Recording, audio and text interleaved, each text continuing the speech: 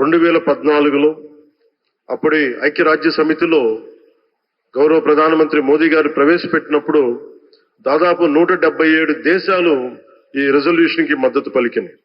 ఇంతమంది మద్దతుని కూడగట్టగలిగి ఈ రోజున మనకి 2015 నుంచి యోగా దినోత్సవం ప్రారంభమైంది.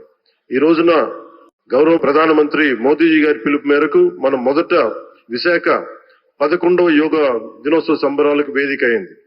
శ్రీ మోదీజీ గారి సమక్షంలో గౌరవ ముఖ్యమంత్రి వర్యులు శ్రీ చంద్రబాబు నాయుడు గారి కృషితో ప్రపంచ రికార్డుకు వేదికగా నిలిచింది. విశ్వనరులు మోదీజీ గారి పిలుపు మేరకు యోగా ఒక వన్ ఎర్త్ వన్ హెల్త్ ఈ ఆరోగ్యం థీమ్ ని ఈ వేదిక నుంచి ప్రతి ఒక్కరూ ముందుకు తీసుకెళ్లాలని మనస్ఫూర్తిగా కోరుకుంటూ, ఇక్కడ ఆసీనులైన మీ అందరికీ ఇక్కడికి వచ్చేసిన ప్రతి ఒక్కరికి కూడా పేరు పేరున నా హృదయపూర్వక వందనాలు, నమస్కారాలు.